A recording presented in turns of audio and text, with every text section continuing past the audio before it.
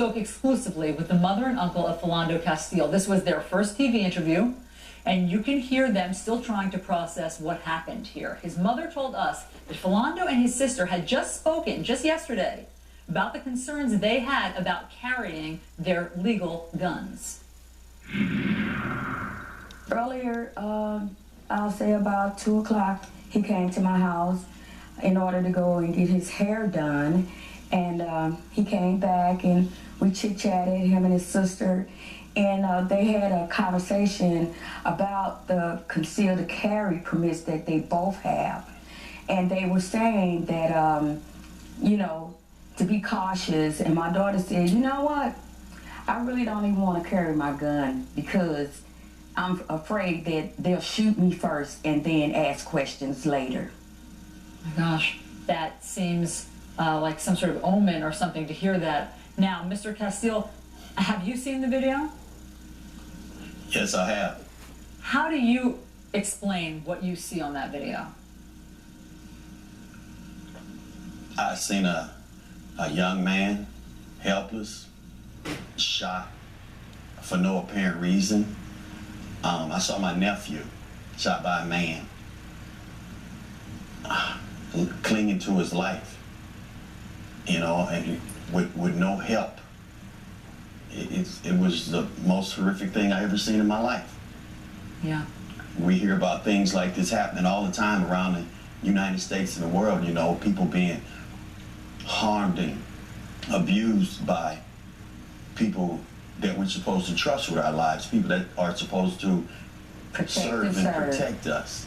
And they tend to be our executioners and judges and murderers.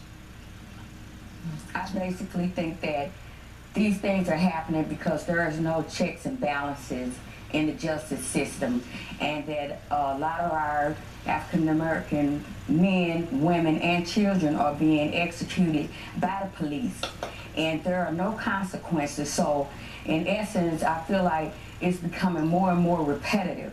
Every day you hear of another black person being shot down, gunned down by the people that's supposed to protect us.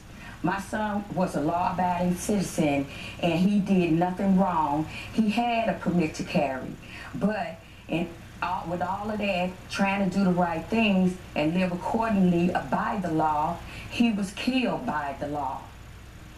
It's devastating to us all. I'm outraged.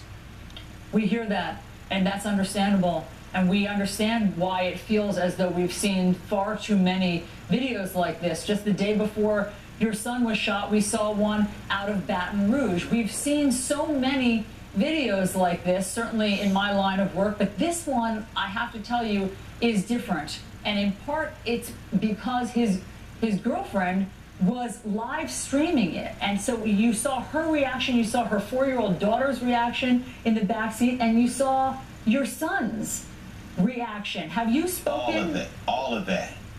Have you spoken to his girlfriend? No. We can't locate her. No one knows where she is.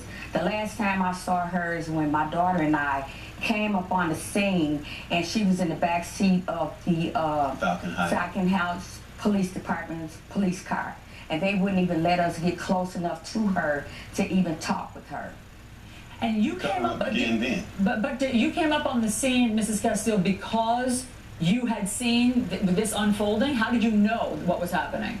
No, we were getting phone calls, and my daughter was screaming in the house, and I was like, "What's going on? What's wrong with you?" The live stream was going on. I personally didn't see it, but I knew something was going on, and they were saying they were at Robert and Rice, but then they were saying you could see a Falcon Heights sign. Yeah. So I knew immediately that it had to be Larpenteur and Snelling.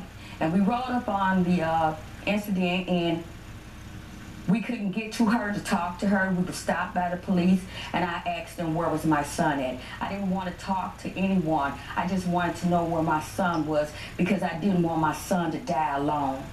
And what was the answer to where your son was? First it was, I don't know.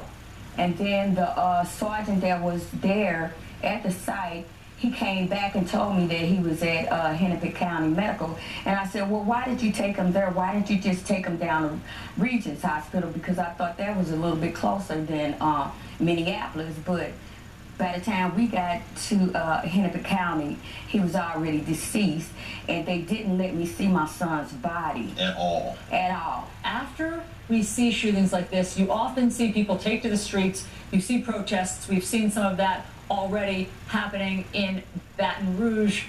What do you want to see happen? I would like to see justice. That's all we want is justice. That's all we want is justice.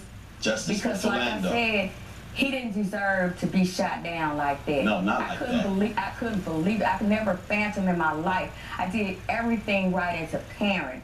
I made sure my kids understood the difference in being law-abiding and that the police were there to help. I never once in my life would have thought that my son would actually be killed by the persons that are supposed to protect and serve him. And he is legitimate all the way across the board. You want to carry a gun? Go and get your license. And that's what him and his sister did. Everything he did was legitimate. He worked an honest job, 5 days a week. Serving children in a school. This man was so docile and laid back. It's incredible how anybody could mistake that. But sometimes you have those that, you know, you sit up and say that there is no more, what do you call it? No more justice? No. When they profiling. Yeah. You're still saying there's no profiling, but it is. It is. We're being hunted every day. It's a silent war against African American people as a whole. And it's sad to say. I mean, we think we're in a land of plenty, you know, freedom and things like that. We're never free. And so what does justice look like for you in that case? Well, right about now it's not looking too good because I'm not getting the answers that I'm asking for. And like I said, they did not even let me see my son to identify him. Yeah. I have to wait until tomorrow. Well, after an autopsy.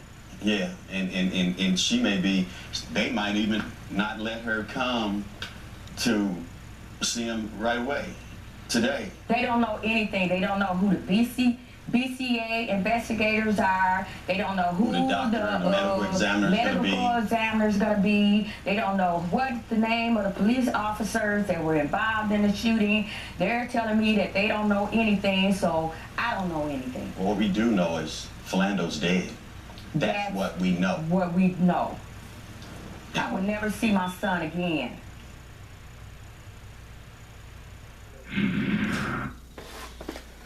Yeah, so, I mean, there's not the word to describe something like this.